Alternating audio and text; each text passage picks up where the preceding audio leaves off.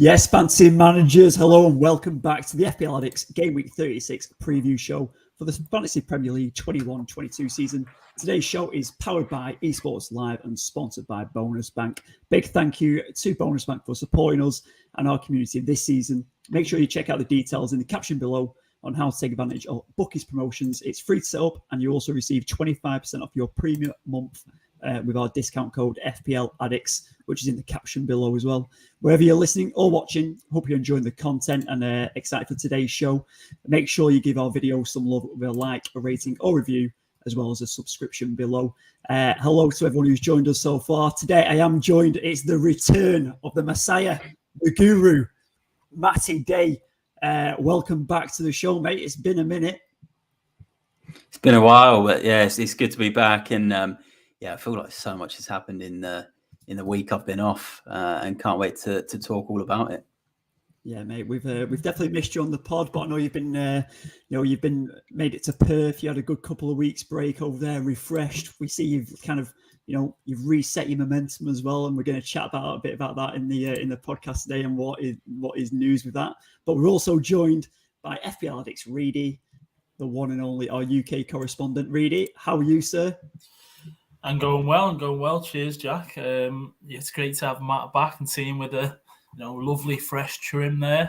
I think all that time ago when lockdown hit the world, there was some crazy barnets going on. So it's great to see Matt, see yourself, and I'm doing really well, bud. Thank you. Fantastic. And as always, we do chat a bit of nonsense, a bit like Reedy just went through then. So make sure hope you enjoy the show. A big shout out to a couple who've joined us already. FPL Planner, first in, best dressed as always, from the big man. Nice to see you, mate. And obviously Mike as well. He's joined us, the Guru's favourite, Arsenal supporter.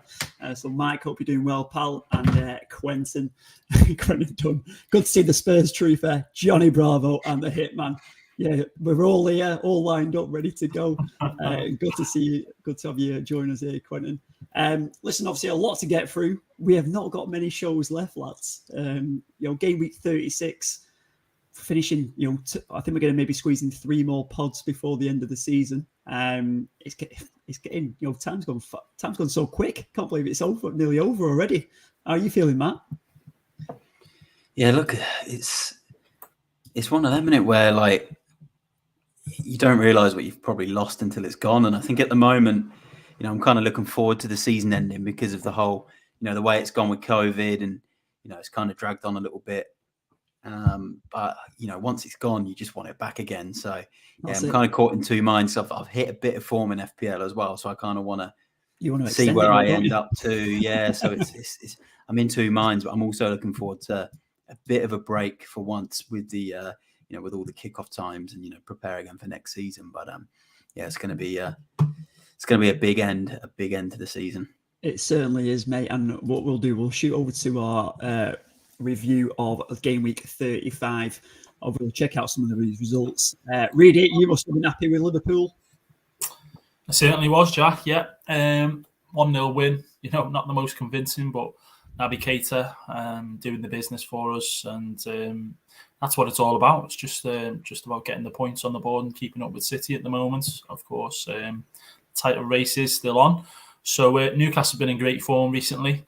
So to go to St James's Park and get that win was really vital. So happy, yeah.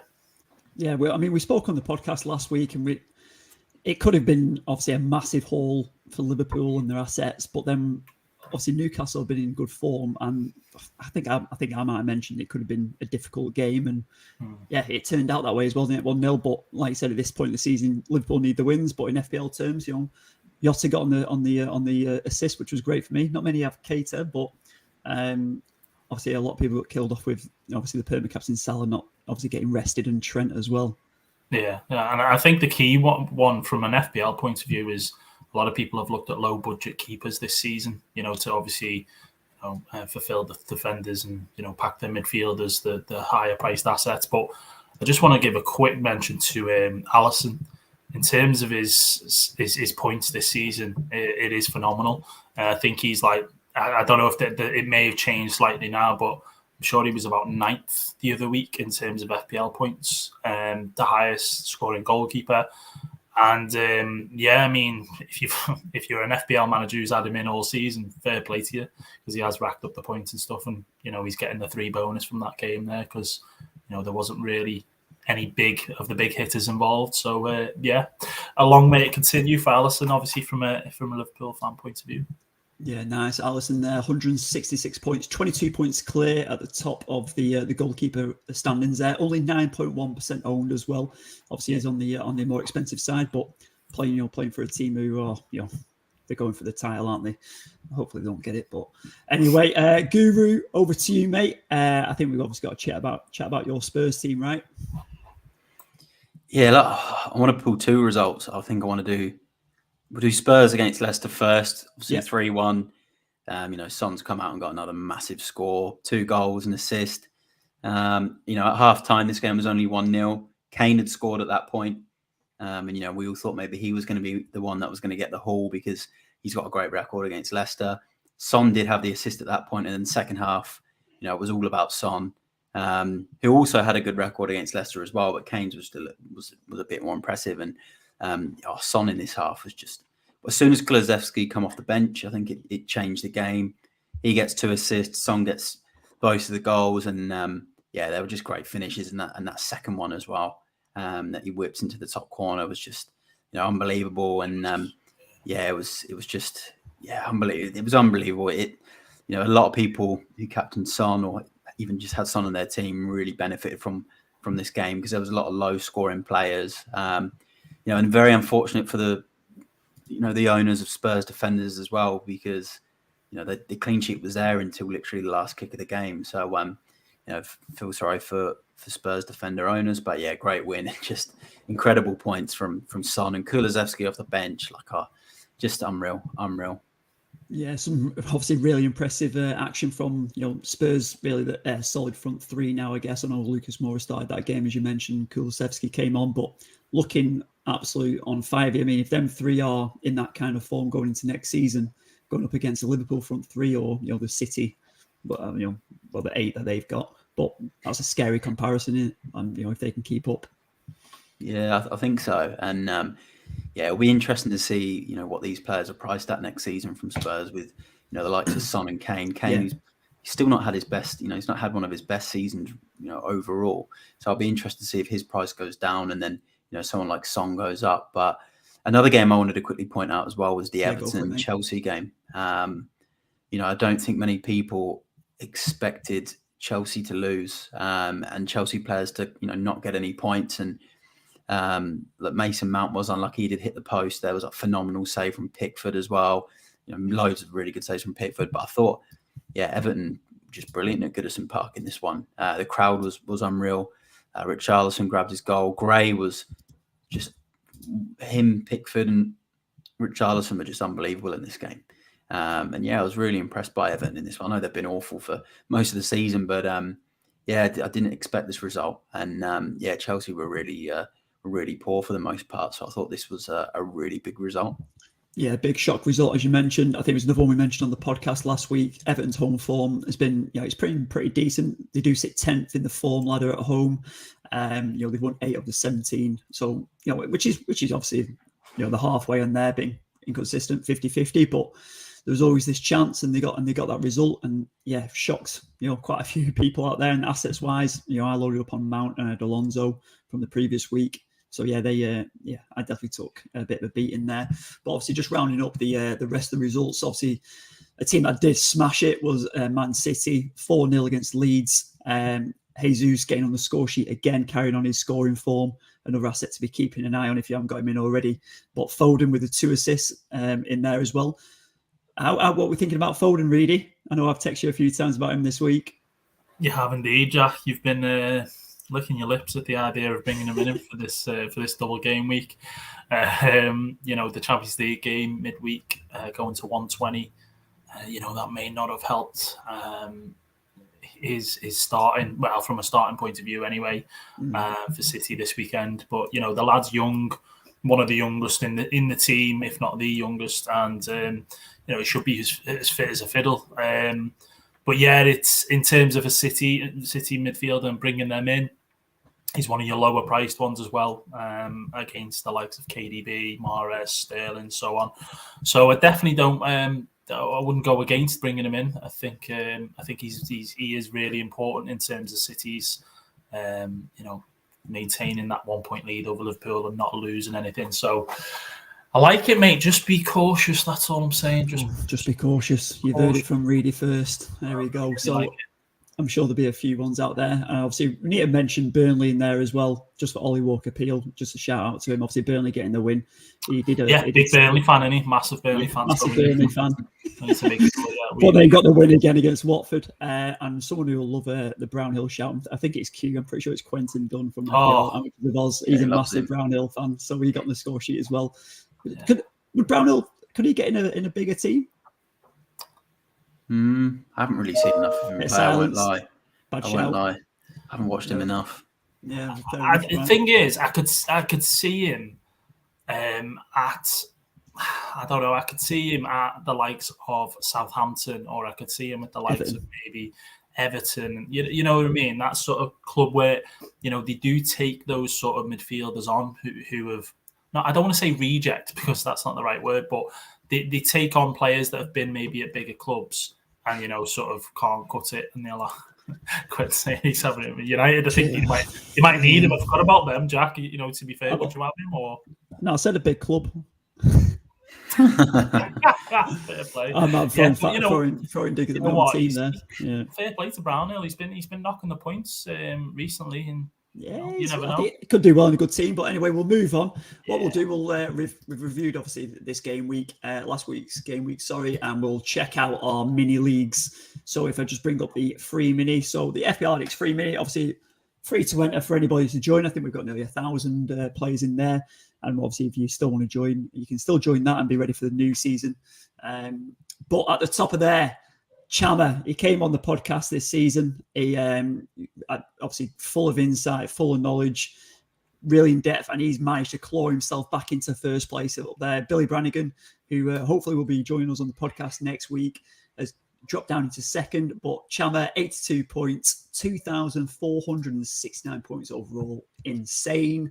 And he's gone up to 278 overall in the world. So unbelievable stuff. The Tellers shout. Guru, talk to me. I know you didn't like Tellers a few weeks back. You knew he was a fraud. Yeah. You know what? He's obviously done well out of him this week. I think he might have had him in from that prior double game week. And to be fair, it's paid off this week with the Brentford fixture. So, hats off to him. He's done well there. And, done for a while. I think he's at Tellers. I think it was from that 3 weeks. 3 weeks. That double game week. So, it's paid off though. It just shows, if you stick that extra fixture with him, and he decided to start him this week, and he's done really well. And you look at his team. He obviously got the Sun shout spot on. And who else has he got in there? Saka got an assist. He's got Cancelo. He's got a few others with 1 pointers like Nketiah, who actually probably could have come out with a few goals. On the bench as well. Yeah, Weghorst, Salah, and then he's got points on his bench as well. Yeah, with Iheanacho. So unbelievable score. But Tellers and Son, Kulusevski were brilliant for him. So he's done well to give Tellers that extra week. Yeah, no, cracking stuff. Like I said, Billy Brannigan dropped down to second place, and third place Kyle Brook. So looking really good in there. FPL Planner, shout out to you, mate. He's in sixth place there, still hanging on. Very much so, and still absolutely smashing it with 2,417. So hats off to you, mate. And where have we got on here? I thought Quentin was up here. He was obviously watching right now. Let's just going to have a look. He's in the top. Oh, there 50, he is. He's there 28th. 1 Bissaka, 2 Bissaka. So well done, Quentin. Good to see you looking good in there, mate. And then 28th, but a bit of a disappointing week for you, but I'm sure you'll bounce back. Over to our paid mini. So let's start looking here. First place, 47 points. Steve Reed remained top of the ladder. Jordy Wilson in second, and Kieran King in third. Reedy, how's Kieran doing? Obviously, he's one of your mates in there. Yeah, doing okay. He's still been chatting so much. Passing on your advice.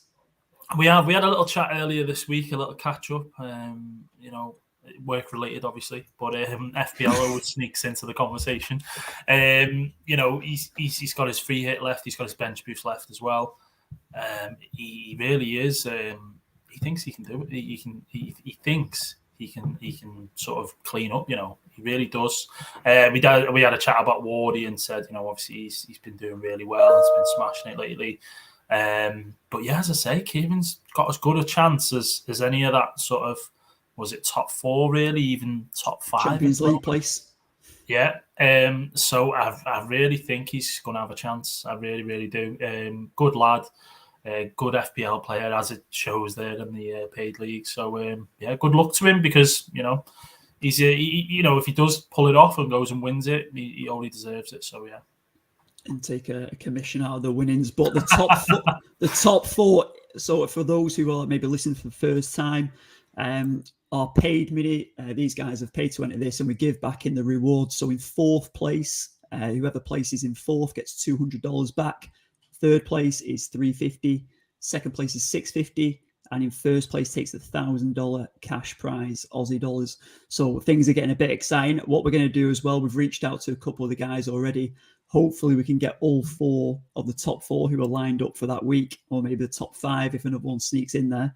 We're going to get them live on the podcast and for game week 38. So that could be a bit tasty, that one. And we'll be excited to do so and get everyone's thoughts as they lead into that week. So yeah, really exciting. But in other news, obviously we have our Manager of the Week and Manager of the Month award to give out. So the Manager of the Week this week goes to Ali Pizza Boy. I think he's sat, where is he? He is sat in, is he dropped down a fair bit here? 20th. I'm looking here. 20th. Vamos Bruno. So congratulations to Ali. He walks away with the Manager of the Week award, aka Pizza Boy, in our Discord community. Played his wild card this week. It did pay off, 76 points. He got the captain's armband on Son, picked really wisely and walks away with his $20. And that's his 2nd award of the season because he did win the Manager of the Month back in September.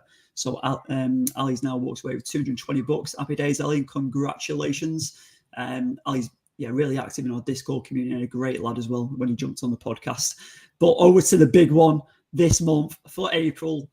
It is not Mrs. Guru, but it is Mr. Guru himself, our very own FPL Addicts, Matty Day. Matty, congratulations. You've smashed it this month and you're the bonus bank Manager of the Month. 69 points. Have you got a speech? Well, what a score. I'll take, everyone loves that score. For that. He was like, oh. Look, I actually don't know how I won it this month, really. I think I've been knocking on the door for most of the season.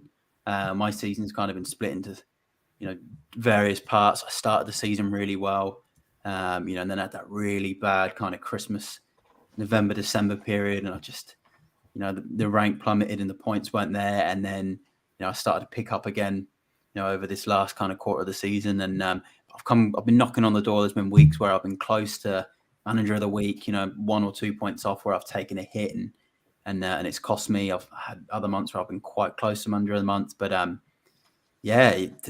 just didn't expect it. I think on Saturday, when all the games were played on the Saturday, I was about 8th in the in the standings for Manager of the Month, and there was people about sort of 30 points above me, and I thought, the dream's over. I'm not going to get it because it was looking good before this game week, and then it's icing on the cake when it's Son that obviously got me over the line. But again, Ronaldo, there was another manager in the league who had Ronaldo, and if Ronaldo had scored and got an assist, I think Andrew, I'd have been, I would have just about lost. And Ronaldo obviously scored the pen, and he's unlucky not to maybe grab some more points. So I got over the line, and it's all thanks to Son and Kulusevski. So yeah, happy to get the manager of the month and claim back a prize. And I've had some close calls, so it's good to get one just before the end of the season. And I want to try and go back to back, so I'm going to try and win May as well. Wow, here we go. So it's game on. He's got the momentum. Go on, Greedy. Yeah.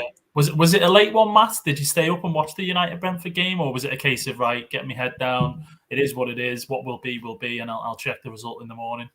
I left it. So what I did is I woke. I didn't realise about the Ronaldo captain until Jack told me, and then one of the guys, I think it was James, one of the Gadsden brothers, messaged me and said, "Oh, there's a bloke with Ronaldo captain, so he's probably your biggest threat." And I didn't realise that because I forgot the Man United game was on. You already celebrated. You already spent the money. Yeah. I remember. I think I woke up and I said, "Oh, I think I've won Manager of the Month," and I forgot United was on, and I didn't set my alarm to watch it. I thought I'm just going to leave it, let the game play, and then I just watched the mini match and sort of just watched it from there. And when Ronaldo got that pen, I thought he's not going to miss. He's not going to miss a pen against Brentford. And once he scored that, a little bit me was worried because he tends to get the bonus. So you didn't actually check, say, over here, obviously we have the Sky Sports app. Before watching the highlight, you didn't go on and out because, check the score, you see, what was it, 3-0? Surely, you would have been thinking, right, who scored, who's assisted? You just watch the highlights. No, I always have to see it. So, just watch the highlights and watch it that way. And as soon as I watched it, and then Ronaldo had only got the one. And Brentford hadn't scored because he also had Tony as well in his team, the guy that was competing with me. So, and I knew I was just about safe. So, I did it that way, and it was nice. It was nice to win. But it did sneak up on me, that Man United game, and I've got to thank Son for for his big score. So it was it was a good week. Not a class, mate. Well, congratulations again. And a guy who you did beat too was James. I'm sure he wasn't saying this lightly. Well done to the guru. He has won himself, and you did beat him too on this occasion because he got it, I think, back in December or January possibly. So he's done well there. So well done to Matt. You've walked away the bonus bank one. So well done, mate. I think I'm the only one who's not won anything this season. So I'll have to just try and work up on some magic in the next week or two. 3 chips left, Jack. Surely. I've got to do something with 3 chips, haven't I? You've got to win something, whether it's a weekly prize. Don't worry about me, lads. Concentrate on yourself, all right? So go to the women's mini and just give a couple of shout-outs on here. Karen Spence, still top of the ladder, 46 points in the game week. Pretty disappointing for her, but she's still 60 points clear of Lynn, who's in second, and Leanne, who's in third. Karen's been pretty much top of this competition all season long, so absolutely brilliant stuff with her. Where's Madja? Thashi's down to 4th, Madja in 5th. So still very competitive in there. And the Hungry for More girls is 10th and 11th. Looks like Taylor's jumped up a fair bit in there. So shout out to the girls there. Not heard from them for a while. But over to the bonus bank mini as well in our head-to-head league. Something a little bit different, which we've done this year. First place there, I think we have Donal. Yeah, Donal is still first place. He's 2 points clear. Tom Stones and Mark Sargent are chasing him there. But Elliot Craig's climbed up to 6th place as well. Who did I beat the average this week? Elliot Craig beat Nathan Delgado and the boys. Matt, where are you? You lost to Ali. You lost to Pizza Boy himself. Of everyone I could have played, I lost to Manager of the Week. There you go. There you go, Manager of the Week versus Manager of the Month, and the week came on top. And read it, I can't even see you in there. Where am I looking at? Oh, there you go. The Renegades lost to Statman Dave, the unofficial Statman Dave. Look at that, 37. Oh, God, bad week, but yeah. Oh, well, I'll tell you what, that's where we're going to start in this next section now. So in the podcast mini, let's just have a little review of our teams. So, Reedy, you might as well crack on there, mate, because 37 points, you took a 4-point hit. So 41 down to 37. How's that looking for you, mate? It's bad, isn't it? Chelsea and putting my faith in the Chelsea assets. Brought in Alonso and brought in Coutinho, I think, as well. Went early on Coutinho. I just couldn't help myself, could I? Shouldn't have done that move. Yeah, shouldn't have done that move. Should have waited for 37 for that one, in all honesty, because the fixtures for this week for Villa, the Burnley one's okay, but they're fighting for survival and they're in great form. And then Liverpool, they've got as well, who I obviously don't want Coutinho to do well against. For this game week, 37, as we said, low score. Van Dijk getting me the clean sheet. Pope unfortunately conceding to Watford. And really, the guys who kind of got me the points are Kulikowski and Kane. Put the captain on Kane. Much has been the case over these last few weeks that Kane's just been the wrong option over Son.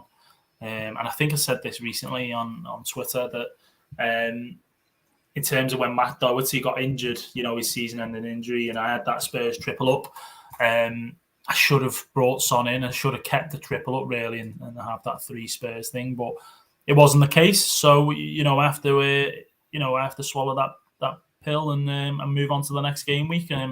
It's a double game week. I've been looking forward to this game week all season. On just using this bench boost chip. So I'm quite happy to put this game week behind me, to be honest. All right, well, we'll get on to what you're doing when we preview our teams. But yeah, unfortunate week for you there, mate. And, the Kane one could have gone even better, like Matt was alluding to before. Kane, he's got his great record against Leicester, could have gone so much better. And obviously Chelsea just, shocking. Yeah, the Chelsea one's the one for me that the obviously not many people expected Everton to win a 1-0 even. And Mount having a chance as well. He's been unlucky and on another day, Pickford, doesn't have an absolute blinder. So a bit unlucky with the Chelsea boys there, really. But yeah, I have to just suck it up and carry on. Suck it up and ready for a big week. Elsewhere in the podcast mini, so Statman Dave is in a good bit of form, 54 points. He's starting to creep up a little bit. He's only, just less than 100 from Elliot Craig, who's in 5th, 34 points for L. He's man out of form, that's for sure. He did take a hit this week as well, so he actually did he got 30 points. He got stung by obviously the players getting rested with Trent and Salah.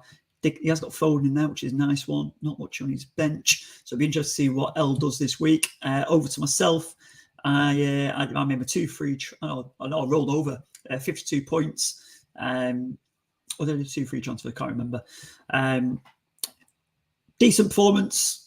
Messed up. I think I said to you, Matt, didn't I? Say, I've got Son as captain. And then I think it was on the podcast. And I was like, Son, Salah or Cancelo. Thinking I had Son on.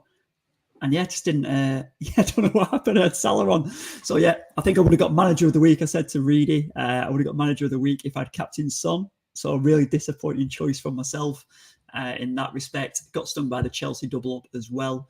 Didn't mind, obviously, the City clean sheet there. Happy days. Had nothing up front. But Jota getting the assist, Kulusevski's getting the 2 assists in there. Decent. Quite happy with the result. However, disappointed I didn't trigger that Son captaincy. So really frustrating in that respect. But Green Arrow all the same, and just still in the 500s. So sat nicely nestled in there. Can't seem to get out or get any further. But Ollie Walker-Peel, he played his free hit this week, sat in 2nd. He's 170k overall, 51 points for Ollie this week. We did do this live on the podcast last week. It was there anyone different that he didn't put in, Reedy, that you remember? So he was talking about his free hit, and I told him to go without Salah. Fabian Delph, I'm really surprised. Where's Delph come from? It's because De Bruyne's come off his bench. Yeah. Because De Bruyne's come off. Oh, yes. De Bruyne didn't play, did he? Oh, so unlucky with that one. All in with him, yeah. But he brought in Zaha, which was great. I think, did Zaha get 6 or 8? 6. 6. So Zaha was a good one. Matty Cash, a good one. The crazy thing is, and it's always the way with the free hit, I could literally probably say this right now without even checking and looking, but I think his initial team would have got more points than his free hit. He had Son, he had Kulikowski, he had Kane, he had the Spurs triple up basically, and he had Saka, So it's really unlucky from Ollie, but he was looking to go for that manager of the month. I know, he fancied his chances. So, 51, a lot better than me. He got above the average and so on. So, fair play to him.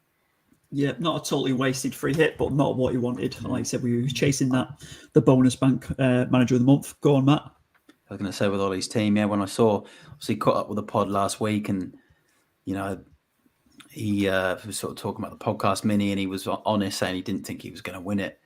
But, he would do his sort of free hit. And I think on the Saturday night when the games were on and I was looking at Ollie's team and I was thinking, God, he's he's not far off me now. He sort of pulled it back to sort of 20, 30 Yeah, he points. started off well, didn't he? Yeah. Yeah, and he started off really well, and I thought he'll win could even win manager of the month, and then because he didn't, he lost Son and he lost Kulusevski. That was just huge for him, and I was very surprised though when I tuned in last week and saw that free hit, because there's 2 more double game weeks, and I was just very surprised. But he's obviously done it to try and win some prizes, so unlucky, Chasing but the cash. Yeah. Chasing the cash. But he did make a couple of good picks, Martinez and Cash, with decent picks there. But he's been killed by not having Son instead of De Bruyne, which I'm surprised. But yeah, there you go. Fingers crossed he can step back up and maybe chase the final Manager of the Month prize. There is only 1 left for the next 3 game weeks, as well as 3 Manager of the Week prizes as well. So still $260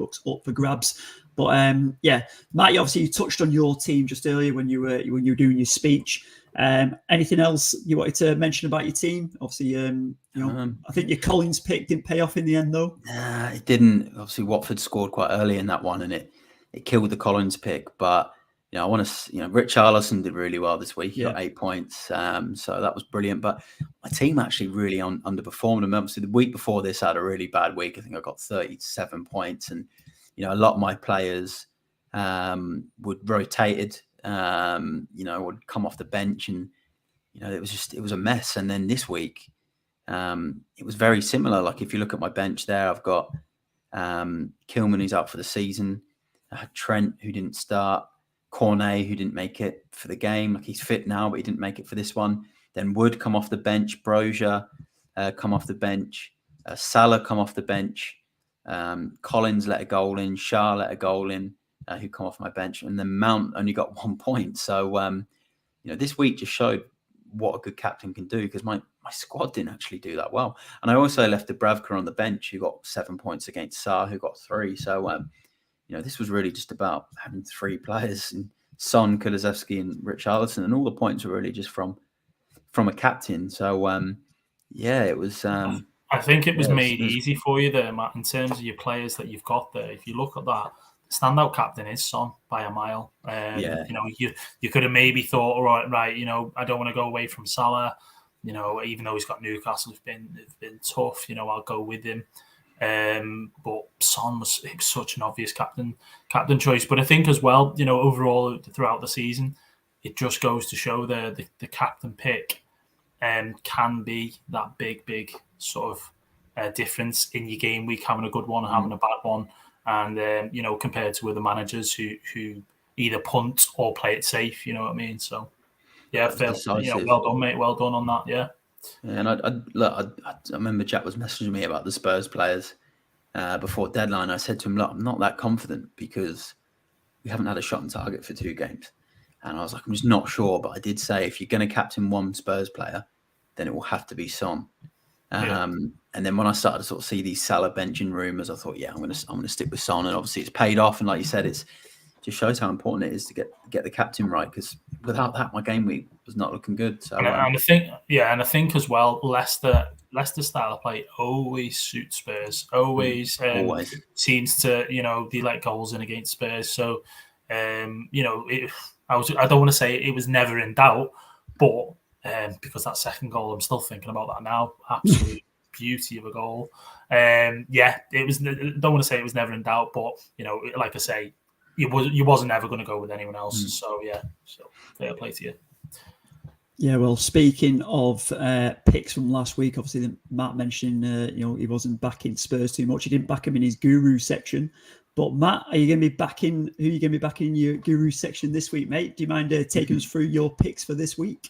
Yeah, let's go through it. So obviously got my. We'll start off with 3 players that I'm liking that are under 10% owned, and one of them is Gabriel Jesus, and he just makes it in at 9.9%. Just looking at him now, I think he's on good form. City have got 2 games. I know they've crashed out the Champions League, but I did read a good stat that when they, I think, crashed out the Champions League to Spurs at the quarterfinal stage a few years ago, and they were in the title race, they went on to win their last 4 games. So I'm still going to back City players. I still think Jesus is a really good option if you can, afford to put him in. Another City player I'm liking, he's 1% owned, is Zinchenko. Not sure if we're going to get the 2 games out of him, but I think he's worth a go. Now Nathan Ake is injured, so that's the left back spot gone. So you probably expect to see Laporte and Diaz at centre back and Zinchenko taking the left back spot, I think, unless they go Cancelo left back and Walker right back. Is kind of the only one I'm worried about, but I'm not minding him for one of the games. And then Gray from Everton just really caught my eye in that Chelsea game. I'm not sure if you boys watched that one, but he was just brilliant. He come away with 7 points. He could have come away with a couple of goals. He just looked sharp, kind of like the Gray that we saw at the start of the season, the Damari Gray. And this week Everton, they got Leicester, who I think are going to be tired from the game against Roma, and then they've got Watford away in the second game. And obviously it's a big relegation battle, but I just think Everton might pull away and get a couple of results. So that's my 3 players. Yeah, some lovely picks in there, mate. And Jesus, 6 goals in his last 4 games. Man on fire, looking really good. And Damari Gray, that's a big pick as well. He's kind of been back in action. Obviously, he was unbelievable under Benitez at the start, wasn't he, along with Townsend? So yeah, a nice little pick to see. Good to see him coming back in good form, especially that double game week. What teams are you backing this week then? I'm going to back City. I'm still going to back Man City. I think the Newcastle game at home, it will be tough, but I think they'll win. And then Wolves away, it's always a tricky one, that one for City. They do struggle at the Molineux, but I just think with Wolves' form, I think City will come away and win that one. So I'm going to back them. I back Liverpool. I know they've got the game against Spurs, but with their form, they haven't lost many games. I think over 2 matches, I've got to back them. And then I'm going to throw a relegated team in there. I'm going to throw Norwich in there as my 3rd team, which is a shock. But the reason I'm doing it is because they've got West Ham in the first game. And I just think West Ham are going to be tired from the Europa. They looked tired against Arsenal last week. And they got Leicester in the second game. And just something about Leicester at the moment I'm not liking too much. I'm actually going to put Norwich in there. I think they're down. They're going to probably play with some freedom. And I was just looking at some of the other doubles, and it was either Norwich or Everton. I'm just going to put Norwich in there because I just think it's someone different. There's someone like Pukki. I think it's actually quite a good striker pick this week. So that's my 3 teams. Yeah, I don't think Pukki's a bad shout. He's obviously been one of the strongest strikers in FPL this season from the small kind of bunch that we've had to pick from. And he's in double figures for goals. And West Ham obviously going and crashing out of Europa this morning. So it's they've got all to play for. Norwich could surprise them in that result. But Man City and Liverpool, you're backing them, of course. Now, your captain picks for this week. Who are you looking at? Do any Spurs players make it? We'll put Son and Kane in this week. I think 2 tough games, but Kane's got a good record at Anfield. He's got a good record against Arsenal.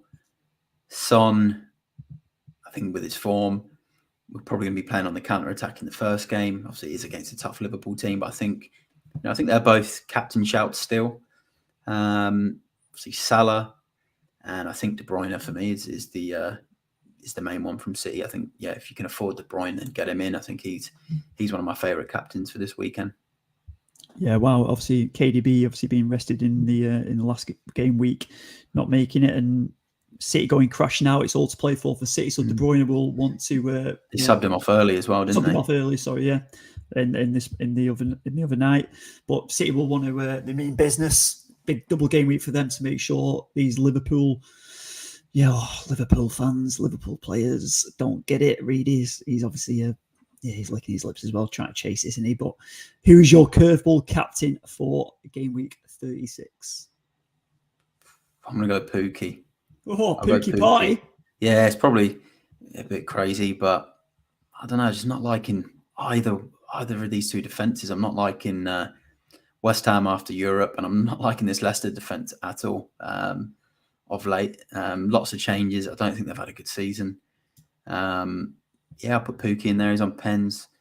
For something different. I think it's more so for those managers that, they just don't want to go with the template, want to have a bit of fun at the end of the season, then just try something different. Why not go jump on the Pukki party? Right, well, if you're ready for a party, Pookie's your man for the curveball captain. Well, Guru, while we've got you, let's jump into the comments and see if there's some questions on there. I'm pretty sure I saw someone who's not been on before. Manish is asking, should I sell Coutinho for Kulusevski? Nah, I wouldn't. I don't think it's worth it because they've both got double game weeks, and you've got Coutinho against Burnley away, which is a tough game at the moment, and Liverpool at home, tough game as well. Against Kulusevski, who's got Liverpool away on the counter-attack. We saw what he did against Man City at the Etihad. Then he's got Arsenal at home afterwards. I don't think it's worth it. Obviously, the week after it might be because Coutinho's got those 2 really nice games in 37, but I don't think it's worth it personally. No, fair enough. Reedy? I'd say probably hold just because of Spurs fixtures this week not being the easiest. I know they'll score, that's without a shadow of a doubt. But Coutinho has the double next week as well, so it's a tough call for this game week in particular. But just the fact that Coutinho then has a double next week, I'd probably keep him. Yeah, sorry, I think I was talking as if he was selling Kulusevski. Sorry, yeah, keep. I misread that as shall I sell Kulusevski for Coutinho? Yeah. So I also agree with ways, aren't we? Yeah, I actually agree. I think I do agree with Reedy as well. Even if you've got Coutinho, don't sell him for Kulusevski. If you've got Kulusevski, don't sell him for Coutinho. I just don't see. Yeah, I think Reedy's right because you keep Coutinho for 37. So I wouldn't do that. No, fair enough. And our Arsenal fan and season ticket holder, I believe. How many goals do we think? Legend he is. He's a legend. Bigger legend than Ian Wright. How many goals do we think Kane gets in this double? Guru, go. Guaranteed 4. 2 goals. 2 goals? Yeah. Oh, I'll say that. Against Liverpool? I think he might score at Anfield. He scored there. I think he's scored there the most out of nearly any Premier League striker, I believe. He scored a lot at Anfield, but I think I did see the other comment about him not scoring in the last couple of North London derbies, but the last one Kane played in, his head wasn't in it at the start of the season. He may as well have not even been on the pitch when it was really early on. The other one, he didn't score in, but he did hit the bar from a free kick, and he had a disallowed goal. And then he did score in the home game last season when Mourinho was in charge. So, I'll back him to score in the Arsenal game. Liverpool, maybe. So I'll put him down as 2 goals, just in case. But, definitely wouldn't be selling Kane. If you've got Kane, I don't understand people that are selling him this week. You keep him. 2 games, he's got a history of scoring those goals. And, we saw what he did at the Etihad as well against City a few weeks back. And no one kind of expected it. So I'm not sure if it's going to be like the Harry Kane we've seen done previous years where he comes out of a double game week with 3 or 4 goals. But I think at least a return in one of the games, and it will be enough points with maybe some bonus to be worth keeping him for sure. Yeah, but I'll go 2 goals. Yeah, 2 goals, and tough double for Harry. But he has scored 18 times against the 2 teams, 11 for Arsenal and 7 Liverpool. So a good record. But time will tell and see. But if we let's have a look at this double game week. Then we're in for some tasty fixtures this week. We can check out maybe the FDR first. That might just be another way of doing it and flick through some of the teams. Read it. I'm going to go to you first, mate. So game week 36. Who's got the best double? Best double is, I would say, in your opinion, the best double is Leicester's, really. Leicester City. The problem you've got with that is after Europe, who's going to play? I think James Maddison played the full 90. Harvey Barnes started, but he came off. But I think in terms of their fixtures, look, 2 home fixtures. Everton, they've been decent, but we've already mentioned that they're better at home than they are away. Spurs beat Leicester 3-1, but it was the Son show. Have Everton got that caliber player? No, not really. Anthony Gordon's been great, but his returns have all been at home this year. His bigger returns, and Richarlison's going to be the man that people look to. DCL's back in the side, I believe. I think he may have been on the bench last week, but he's one that's people are probably overlooking a little bit, if anything, because if he starts, is that a good reason though? I don't know. I just think if Dominic Calvert-Lewin is a key player for Everton, and if they need to stay up this year, and he's back to fitness, he starts. You know what I mean? He plays. So if he is, I expect him to start Everton's 2 games coming up.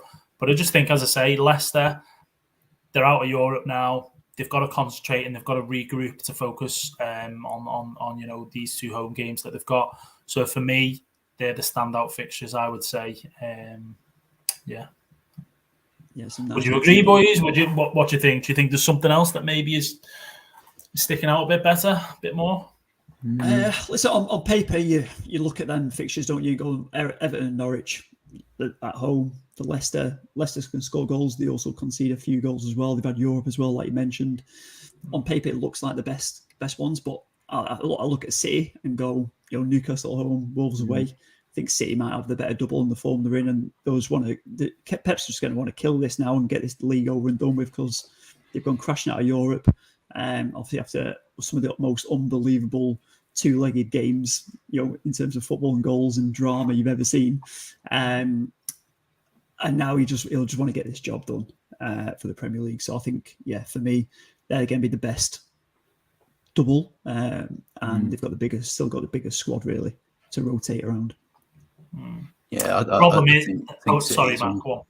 Yeah, sorry. I think Jack's right. I think City, for me, the Leicester one looks really good on paper, but are Leicester going to be up for the fight against Everton? Really, they've just come back from Roma. It went 96 minutes. Will they be up for the fight? Everton are going to, they've just been training all week. I think, for me, I think they might struggle in that game, Leicester. The Norwich one could be a bit different. It could be quite open. But I agree with Jack. I think City, they've got nothing else to play for now. They're not in the FA Cup final. I can't see Pep, doing his rotation, which we all kind of feared before. I think he's just going to play his best 11 in both games. This is the best time to load up on Man City with Newcastle at home. Now, Newcastle have been on form, but that's mainly been at St James's Park. Wolves, they can barely score a goal at the moment, so I think that's a good one. I would have said Chelsea as well with the Wolves game and the Leeds game, because Leeds have looked pretty average lately, but I think with the FA Cup final and just the way Chelsea have looked, I think the Wolves game they'll probably edge it. And the Leeds one, I think, could be actually a tricky one at Ellen Road. I think if Leeds are desperate, so I would have said Chelsea. I think Man City is the one for me. I think it's too good to turn down a Man City triple up.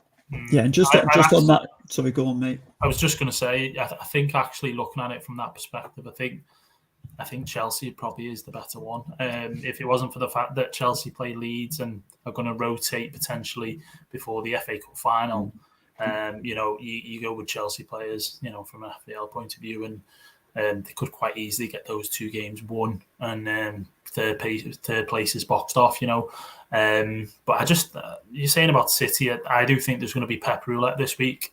You say about him playing his best, but there's players there that played 120. There's doubts about Kevin De Bruyne. He could be injured. That's why he was taken off in the Champions League game, and he wasn't playing his best. So I think the Man City one, the problem is they've got an A and B team, unlike the likes of, Leicester and even I'd say Chelsea, because they don't know what players they want to play where. That's the problem. So, yeah, I don't know. I'm not convinced by City this week, whereas I think Chelsea, for me, I think even though they've got the FA Cup sort of one eye on that, I think they're going to probably play their best teams, certainly in that Wolves fixture, to get that 3rd spot. Sorry, go on, Jack. The only thing with Chelsea, I was going to say is the FA Cup final is on Saturday, and then they play Leeds on the Wednesday night, I think, and Liverpool play Villa on the Tuesday night. So Chelsea do have less rest. So I am thinking Chelsea Wednesday night there, against Leeds. Yeah, that day. And I think for Chelsea, I still think they're going to wrap up top. I think top 4 for them is done, because they win the Wolves game, and I think it's Leeds, Leicester and Wolves for them. Leicester and Watford for them. So I think that. But then again, you just never know, do you? You just never know. Tuchel, he's got a lot of good players as well to pick from. But yeah, that's the only thing I was looking at. Arsenal only 3 points behind Chelsea in that table in the race for top 4. It's getting tight, So it's tight in there, isn't it? In that top 4, really, that third and fourth, it's now become competitive for Arsenal. They can go and get it, can't they? But not so sure if Arsenal beat Leeds, which everyone expects them to, they go into that North London derby there, with the depending on what happens, obviously, between Liverpool and Spurs. But if we win that one, which I hope we do, sorry, Matt, then it does put Spurs in a position where Arsenal go in, I think, possibly 2 points ahead in the North London derby. So Arsenal then play for a draw. Luckily for Spurs, they've got 2 easy fixtures the last 2 games of the season, or easier, I should say, against compared to Arsenal. But it's just this week, in terms of title race, in terms of top 4, in terms of relegation, it's all come down to this week. It's absolutely huge. Yeah, a huge week of football in there. Where else did I want to go? Was there anything else in the doubles that you wanted? Any picks from you, Reedy? I know you mentioned a couple already. In terms of teams or players, or a bit of both, mate. Usually got something I up like. your sleeve.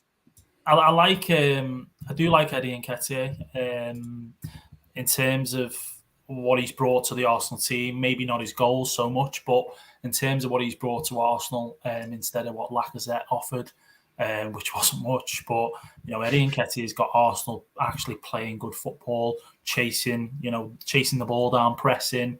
Being that outlet really for Arsenal that enables their midfielders, your Sakas, your Odegaard, Smith Rowe, whoever, really to kind of use their abilities to the their full potential, if you like.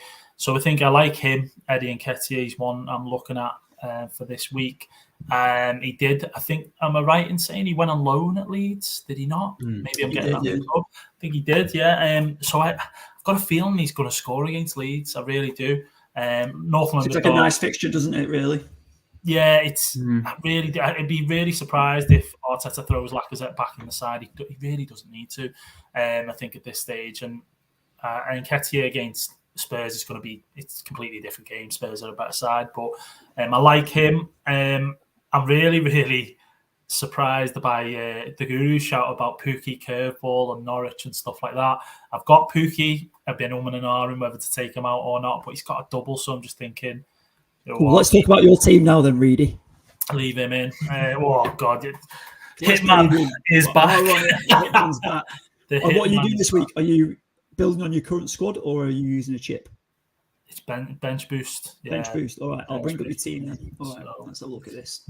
Unless you want to bring up your team if you've made the moves already. No moves made. I think that's the lesson learned for this season, more so being involved in FPL from a content, watching content, listening to podcasts, all that sort of stuff. I think, albeit we've had a COVID the last 3 seasons, but I think going into next season, for me, I think it's going to, and this is hopefully a change that's made, whether it is or not, we won't know yet, but the locked-in prices, the price rises, the price drops, has done my absolute head in this year, because when you try and move early on players, the problem you got is the press conferences. You've got to wait to the end of the week. The player you're bringing in might not be fit. They might be missing the game due to whatever it might be, and then you're stuck. You're buggered. So that for me is moving early. Is it going into next season? I'm going to try and not do that as much.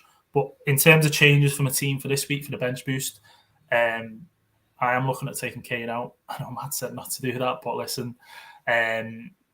I've got one thing out of this podcast: don't take Kane out. I've got to put funds elsewhere. I mean, look at the bench, boys. Look at the bench. That's what it's about. A bench boost. You know what I mean? At the end of the day, what's the point of me using a bench boost if I've got no bench? So Livermento's coming out, Aiton-Ori's coming out, Brozier's coming out. Those 3. 100% they're coming out. And, you know, the likes of Nketiah, Richarlison, Jesus. So you've taken a minus 12 already, yeah? I think you're looking at about minus 16, I think, is on the cards, boys. Come on, Reedy! Maybe even a minus 20. But wow. You know what, Reedy? I actually think you're better off looking at your team, right? So you've got 1, 2, 3, 4, 5, 6, 7, 8, 9, 10, 11 double game week players if you include the 8 Nori on your bench, right? But you've got 10 in your lineup. So you could technically take out Dubravka for a keeper that plays twice if you really wanted to, or you could just leave Pope and he's got a home game. And you could then make some transfers, maybe like a Gordon. Oh, actually, no, sorry, because you've got Brozier and Livramento. You could find a way to bring in a couple of players that double in 37 and then bench boost in 37. That's possibly. What I'm doing. That's the plan, basically. I'm bringing in players that are going to be doubling next week. So I know I mentioned about, you know, Arsenal, it's about Nketiah and Jesus who don't double next week, but the likes of Coutinho does. Obviously, Leicester do as well. So Maddison could be an option, although, you know, we're all saying about potential rotation and rest for Leicester. I don't think that's the case. I do think they're going to play the best team now, you know, until the end of the season. But, you know, those sort of players that are going to basically double next week, if I can bring them in, then definitely going to do that.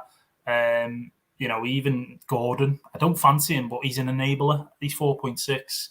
And I think in 37, they've got 2 home fixtures, am I right in saying, Everton? So that's a big one. So that's the kind of thing. I've been tinkering a little bit this week, but not too much, because I'm thinking, you know, you tinker, and that's where mistakes are made, as I've learned this season. Yeah, you, mate. Yeah, that's it, exactly. And yeah, I've tinkered a little bit. I've had a little look, a little play around, but I'm going to wait till the press conferences now. And we've got a deadline. So just to confirm, you're making potentially a minus 20. Potentially, but you're not bench boosting. I am bench boosting. You are bench boosting. Yeah, I'm bench boosting. That would be absolute suicide. Yeah. Bench boost is definitely happening. It's the only chip I've got left, and you know it's got to be maximised this week, really, ahead of 37, I think. Just because there's more double fixtures. So yeah, I'm going to use that. But I was just going to say then, in terms of, I'm trying to think there. Yeah, the deadline you were saying. Deadline, bang, there we go. So deadline these last three game weeks, 1:30 p.m. So you're not got your usual 11 a.m. deadline, you know, early kickoff, so to speak. So your 1:30 is this week. So literally first games that kick off, I think 3 o'clock kickoffs. For Australian listeners, that is 10:30 p.m. Exactly. So, you know, it's a bit of a strange one in terms of the fixture, because usually you get an early kickoff and your late kickoff is 5:30 UK time. This isn't the case this time. It's 3 o'clock kickoffs. And actually, what would have maybe been that early kickoff, Liverpool Spurs, is being played at 7:45 UK time. So it's a later one. So you've got to be careful in that. In terms of deadline as well, you know, some people might get a bit more of a lie-in now from a UK perspective anyway, maybe not you guys, but you've got 1:30 tomorrow, 10:30 on game week 37. So it's 10:30s. It's so early. It's not 11 a.m. It's 10:30 because you've got a 12 o'clock kickoff with Spurs and Burnley. And then the last day of the season, it's 2:30, as the games all kick off at 4 o'clock. So I hope we had a pen and paper to list all them dates and times down. Plenty of time to make transfer. You don't have to worry about the Friday night kickoff or the early kickoff on the Saturday. So it's, you know, just hold, just wait. Just hold. Be patient. Amazing. Right, okay. So, we're excited to see this FPL suicide that you're playing this week with all these transfers. The Hitman is well and truly hitting this week. Minus 20. We can't wait to see these transfers on. You're going to post them on Twitter? You're going to post them on your Twitter feed? Yeah. As soon as you hit them off, bam, another one. Well, listen, I haven't been posting the last few game weeks, not because I've been getting red arrows at all. It's just because I've just literally sort of got out of the habit of putting my preview and putting my review in there when the game week's over.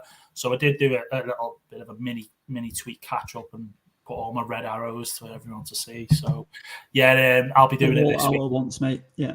Yeah, I'll be doing it this week, that's for sure. But I am really, really excited. I know Guru's going to win the podcast mini, by the way. I'm just going to throw that up there. But I'm really excited to see. Spoiler alert. Yeah, he's the main man. He's going to win it. I did nearly catch him at one point, but Ollie's obviously the guy that's sort of chasing him at the moment. But 3 points it was, Reedy, between me and you at one stage. It was so close. So close. It was so close. Yet so far, Reedy. Look at you now. Yeah, so close. Decision making. That's what it's all about, boys. Just like City the other night. Decision making. You end up in the mud. 120 points separate you now. Yeah, you end up in the mud. But listen, Guru's got. Is it free hit left? You got none left now. I've got a free hit left. Let's get to the Guru then. Let's listen to you, boys. I've spoken off. Let's listen. Really, Matt? Have you done your team already? Have you got a template one you can share with us so the viewers can watch, or what have you got? I've not got it yet, but okay, still working at it. I am thinking. So I've always said I wanted to use free hit 36. Yeah. As opposed to 37, because in 37, I looked at the fixtures and I just thought, what am I going to do with a double game week for Everton, a double game week for Villa, and I think a double game week for Leicester. So there's only three. Crystal Palace. Palace as well. Nah. So I think for me, it's going to be activate the free hit, get a team built once I've obviously seen the press conferences and all that type of thing, and work out who I want, who I think's. Thing is, in my current team, I've got, there's players in there that I'm going to still want. Son, Richarlison, they're not leaving my team. Cancelo, he won't leave my team. Salah won't leave my team. But there's players I really want this week. I just think it's too good to turn down a Man City triple up, I think, with a double game week. Yeah.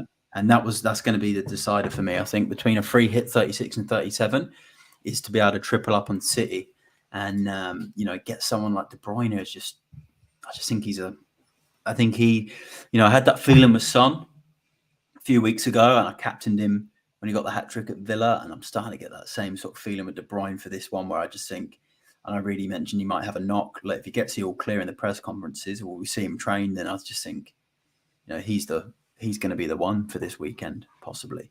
But I might have to lose a few. Like I might have to lose Kulusevski as an example. Maybe bring in a Saka instead, because a lot of people have him. I've not had him all season. I might have to downgrade maybe a Trent to like a Van Dijk or someone, which would be disappointing. But I was having a look at Trent's. Save a bit of cash as well, though, right?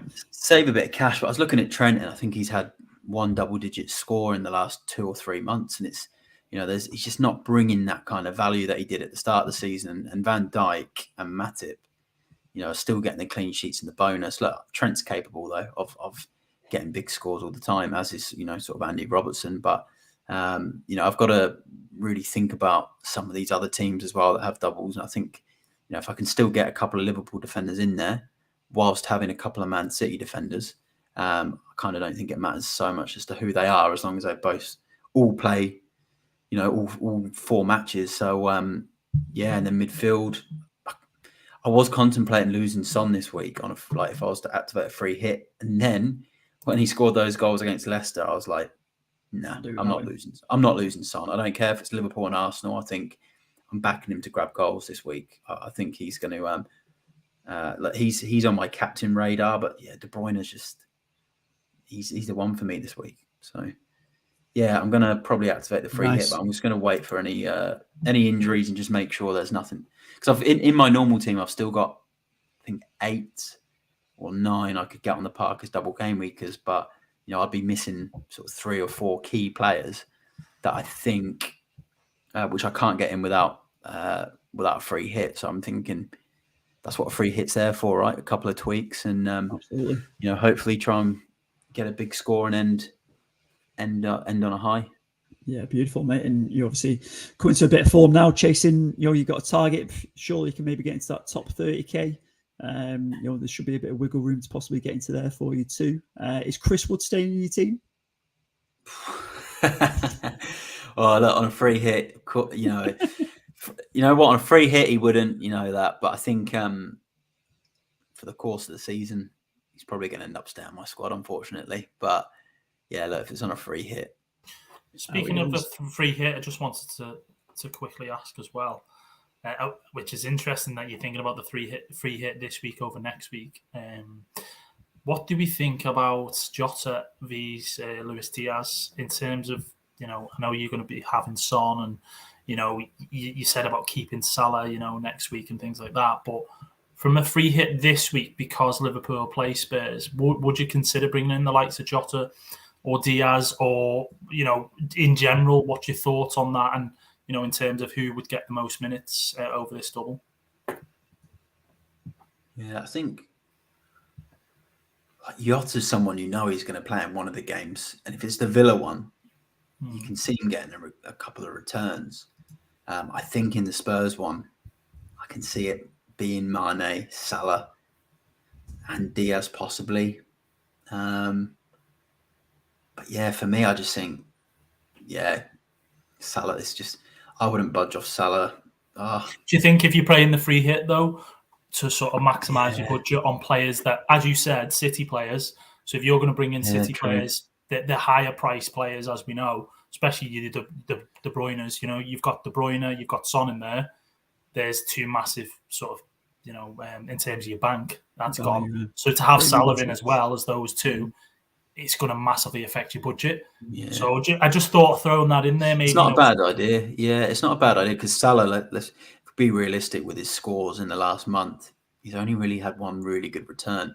Yeah, and let's not forget managers who've gone without Salah have actually not done too bad, really in terms of FPL. Well, I think you could even triple up with a Matip, Trent, and Robertson, or Matip, Trent, and Van Dijk or Alisson, and then you could potentially forget about Liverpool midfielders, and then maximise elsewhere because you can still get 5 really good midfielders on the park without having a Liverpool midfielder. So I think you could possibly triple up on the Liverpool defence, and hope that they keep a clean sheet in both, because I definitely think they'll get a clean sheet in at least one of the games. So that's not a bad alternative. I've seen someone use that strategy in another one of my mini leagues, and he's picked up a load of points lately by selling Salah. And he's had Robertson, Trent, and Matip, and it's worked really well for him. So, I think that's not a bad alternative. Big at the back then. Really, just on a quick note, for FA Cup run and teams, who's been starting for Liverpool? Has it more been Jota than Diaz? Or has it been a rotation sort of thing? It has been a little bit of rotation. I think at one point it certainly was Diaz in Champions League. This is Diaz, Mane through the middle, and Salah on the right. But I don't know if you guys seen any of the highlights or seen any of the team lineups for the game against Villarreal, and it was Jota who started out on the left instead of Diaz. I mean, Jota got hooked at half time, and he brought Diaz on to change the game, and it obviously worked. So it just depends now. I think between the FA Cup, playing Chelsea, our best three is that one I mentioned that we were kind of playing at the beginning in the Champions League, Diaz, Mane, and Salah. But I think that not for the Spurs game, I think that would be the front three. But I think for the Villa game, I think Jota is definitely going to start that game. So I mean, Jota could start both. He could well start both. It could happen. And you look at him; he's always in and around the goals and so on. He can head a ball as well for someone who's so small. So I think it's a tricky one, really. I think if you're going to go for someone over the two, you probably would just go for Jota, just because of the fact that, we'll want to potentially rest key players for that FA Cup game. Yeah, fair enough. I mean, I'm asking about that Jota one because, I mean, I've got him in mine. I've got him. I've got him in mine. So I'm just going to bring up my team. This is obviously the preview for this game week. See what the team lineups are looking like. Thanks for joining us. If you're new around here, hello to FPL Focal, who's just joined us as well. Obviously, smashing it top of the league for a good while. We saw that overall in the world. I know he dropped off slightly, but do some great form in there. But in my team in here now, I've obviously filled up with double game weeks. I've made 2 moves. I've taken Pope out and brought Schmeichel in. And in my top forward line, I took Broja out and brought in Nketiah in as well. And obviously this week I am bench boosting. So this is my team. I've got doubles everywhere. I was kind of and ahhing. I've put a few things out on Twitter this week about polls and stuff. to see what we can do and see if there's any other moves I should be making. I don't think it's obviously worth the hit, but is there something we should be doing in there? Should make a move like Jota? Obviously, I'm and ahhing about him. Kulusevski, I know people have taken out, but also holding him as well because it looks like a good double. Do you boys see anything else in there to make a move?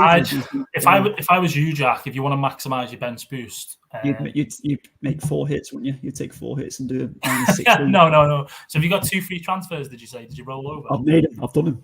This is it now. So I'm on. Nketiah's come in, and Schmeichel's come in. So to give me the doubles. Oh. So everyone's on a double now. So obviously Greenwood's going to get the less minutes. Williams will probably get rested for one of them, maybe. So who did you bring in then? Nketiah in? Yeah, I'll do it for the 3rd time. Nketiah's come in, and Schmeichel's come in. Yeah, I think you made some good moves. Look, obviously, it'd be nicer if you had slightly stronger players than Greenwood and Williams on your bench for a bench boost. But you want to get Nketiah in your lineup, so you're going to have to bench boost. Foster's not the worst second goalkeeper to have, so that's fair. Like you said, Williams might get a couple of games. So if they keep the scores down, then he could be okay. He's not. Hasn't had the best run of late. Did the full game against Villa, so maybe he's still going to be in the lineup there, get rotated. But midfield strong. Dennis, I think, is not a bad shout for this week. You've got the double up on the City defence, which I think's necessary. Strong, yeah. I think that's really good for this week. I think my main one was I've got a feeling about Foden. I know obviously a lot of people are looking at Foden as well. But how can I get him in? Is it worth taking one of these guys out and taking the hit? So my question mark was over Jota.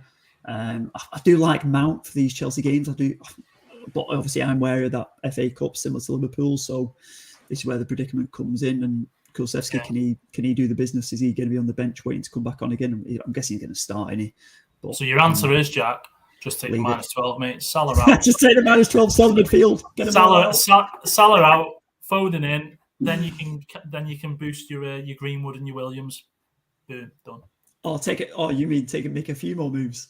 Make 3 moves. Salah out, Foden in, and then basically upgrade your 2 bench players. That's what, a -12. Do you think that Foden and 2 other people can make up the -12 and obviously get more? Well, that's the question. Yeah. That's the question. So that's something to consider. And is there a wiser hitman out there than Christopher Reed? I don't know. We'll see at the end of the game week who gets the highest score. There you go. Focal jumped in. He likes Jota in the free hit. Mahrez as well. So Mahrez could be a point in there. What do you think about that one, Matt? Yeah, Mahrez is always a good shout with his. Obviously, he's on pens now, and that is the one thing that worries me about the slight doubt with De Bruyne is, you're paying all that money for him and he's not on pens anymore. Whereas Mahrez, he's always a threat. He's been delivering in most games that he plays. So, I do like that Mahrez shout. It's an interesting one. And Jota, again, he's going to get at least one and a half of the game. So he's probably not the worst shout. But I'm surprised we haven't spoke about a specific player, a certain player. Cristiano. That got Matt tinkling a little bit last year and me, and that is Ilkay Gundogan. Now I know he's not been mentioned because he's not been playing as he for City. He's at the world like this year, has he? Been missing a little bit. He came on in the Champions League semi-final, which was a tough game to bring him into, really. But do you think that Pep does start him in both, or even at least one of these games this week? And if De Bruyne is out, do we see that license to go forward from Gundogan again? Started 2 of the last 3 games. Yeah, I don't even think De Bruyne is out either. I don't think he's going to be injured. And De Bruyne isn't injured. He was taken off. It looked like it was tactically. I don't know why, but then again, in saying that, when Grealish and when he did come on, he did nearly score a couple of goals. Yeah, Grealish dropped that one, didn't he? I just think Gundogan. I love him as a player. I loved him last season. He was unreal, but I think his time's gone. I think his time's passed. Famous last words, Jack? Watch Gundogan now. 20-odd the guru just put Ilkay Gundogan into retirement, and he's going to be hitting this week. Mahrez, De Bruyne, and probably Foden are the only sort of three midfielders I'd probably look at. Well, in terms of the press conferences, I think Pep's is quite late, or is it? No, 1:30 today, I should say. Brendan Rodgers is at 3 p.m. So that Leicester sort of team news is going to come pretty late today. But Guardiola 1:30, Klopp at 1 p.m. and so on. So it'd be interesting to hear what Guardiola says regarding his squad and who's fit and who's not. I think Laporte injury was thrown out on Twitter as a little bit of a scare tactic, and tongue in cheek, saying that Laporte was injured, but I don't think he actually is. So. Oh, hopefully not. But gents, I think that is all we've got time for this week. Just one last one before you go. You've got to say one name for your captain. Guru, go. De Bruyne. Chris Reed. No, you go first, mate. I'm not ready. That was Chris Reed. All right. Listen, I'm going to go for Richarlison. Wow. Richarlison. You hate him as well, Reedy. I do hate him, but I don't hate him, but from an FPL. You messaged me and you said you hate Richarlison. No, I don't hate him. It's just that it's theatrics. That's what makes me dislike him. He's in rolling around on the pitch, and especially in that game against Liverpool, he does himself no favours. But in terms of the key player for Everton and from an FPL point of view, I know you've got him, Matt. I think he's a big shout for this game week. Yeah, I agree. Right, okay. Yeah, I'm going to go Son for now. Are you both on Son? Son. He said KDB. KDB. If I free hit, yeah. If he free hits. Ooh, if he free hits. There we go. A couple more mind games from the Guru. But thank you to everyone who's joined in with the stream today and also listening on the podcast. We love your support. So please give us a like, a rating, and make sure you subscribe so you never miss an upload.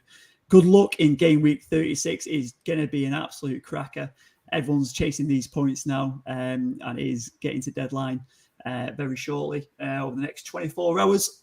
We'll see you next week. We hope to bring you a couple of episodes in each game week for the next final 2 game weeks with plenty of content coming out from us. So we will see you on the other side, and good luck to everybody out there. May all your FPL dreams come true.